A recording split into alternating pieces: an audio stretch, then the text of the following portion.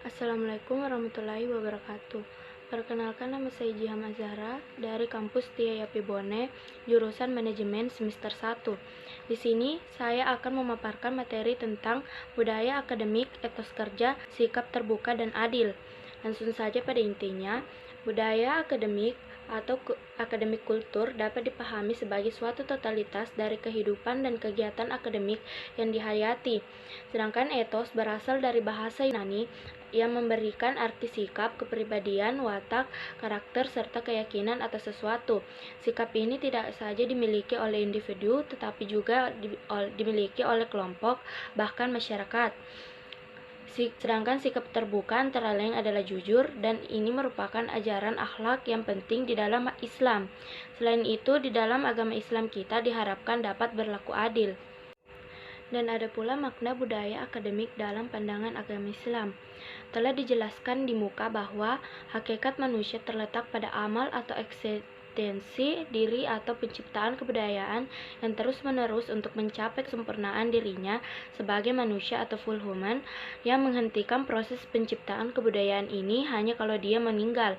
Amal berekstensi atau aktivitas budaya atau penciptaan, pelestarian, perubahan, penyempurnaan, dan pemantapan merupakan kesatuan dari akal, kalbu, dan aksi budaya serta kesadaran akan tujuannya.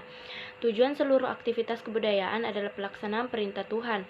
Allah berfirman, artinya, "Dan aku tidak menciptakan jin dan manusia melainkan supaya mereka mengabdi kepada aku." Wujud penyembahan atau pengabdian manusia kepada Allah adalah melaksanakan tugas sebagai khalifah, memakmurkan bumi, berlaku baik terhadap alam semesta, sesama manusia, dan Allah. Ada pula etos kerja dalam pandangan agama Islam. Sesungguhnya dikotomi antara kerja dengan belajar tidak perlu terjadi, karena apabila kita menghayati ikrar kita secara mendalam pada proposi iyyaka na'budu wa iyyaka nasta'in dalam surah Al-Fatihah, maka dunia kehidupan kaum muslimin bernuansa ibadah yang sangat kental. Dalam firman-Nya yang lain, Allah mengatakan, "Dan tidaklah aku ciptakan jin dan manusia melainkan untuk beribadah," sehingga jelas-jelas tidak ada pemisahan antara yang sakral dengan yang profan, yang duniawi dengan yang ukhrawi. Dan ada 6 etos kerja menurut Islam atau prinsip kerja seseorang muslim. 1. Kerja adalah perwujudan rasa syukur atas rahmat dan nikmat Allah. 2. Kerja berorientasi hasil yang baik atau hasanah dunia dan akhirat. 3. Kerja berdasarkan reliability, kuat fisik dan mental, dan integriti, jujur dan amanah.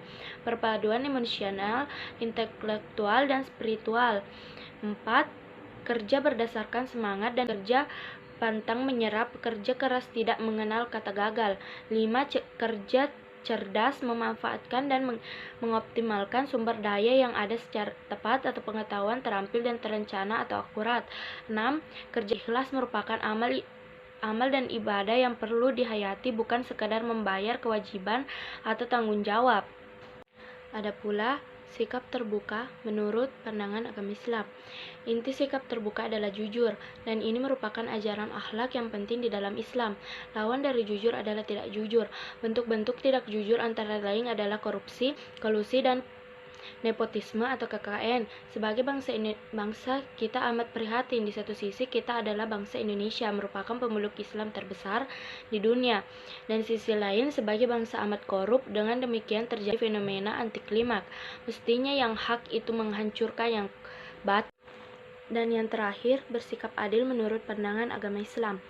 Secara leksikal, adil dapat diartikan tidak berat sebelah, tidak memihak, berpegang kepada kebenaran sepatutnya dan tidak sewenang-wenangnya.